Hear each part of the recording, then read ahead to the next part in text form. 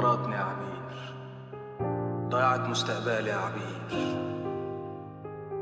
انا بكرهها اوي يا عبير. قبل ما امسك قلمي عقلي فكر هل فعلا تستاهلي نكتب كلام عميق في شخص كان بيضيع وقتي، بس فضولي حب يفهم ازاي لعبتي باسكت بال بذكريات رقيقة وناعمة اشبه بالخنزير البمبي. من طفل لشحط رحلة صعبة، ما بتكلمش عن السن بس بحكي عن الوقت اللي فيه بيزيد السنس. قصة باردة واحلى وردة في الحكاية ما كانتش وردة، اطعم حاجة على السفرة طعم الحقيقة المسخة. اقوى ندم ما كانش عالرجولة ولا عالمجدعة، اقوى ندم مني قبلت اعيش في مدينة المقتلة.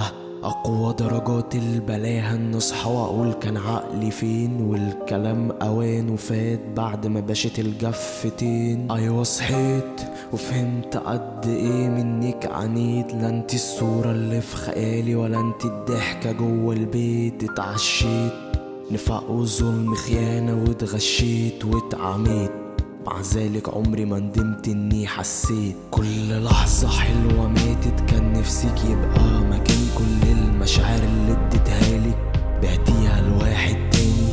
مش قادر اصدق في النهاية طلعت انا اللي اناني. خدي حذرك واوعي تبكي لاني مش راجع تاني. منعت صوابع العشرة شمع وقلت اتحمل، بس في النهاية زهقت وقلت يا ريتني وكان من الأول. كان ايه لازمتها وايه رغبتها وليه خلتنا اتحول؟ التمرينة دي أصعب شكل وكمان مفيش مكمل. ليه من الأول أمنت لصبر كنت حاسه ورد؟ ليه من الأول ما كنتش بسمع نصايح أي حد؟ أنا متهور قديم وخبرة ولسه مستجد، سقت دماغي بأقصى سرعة واللوكيشن حارة سد. لقد وصلت للنهاية والآخر الخط، لو كنت مخرج حياتي كان زمان أنا قلت قط. اتمسمرت وقفت مكاني وبلومني كل يوم إني معودتش نفسي على ترويق الهموم. هدخل مصحة اوضتي والجيتار هيخرج السموم.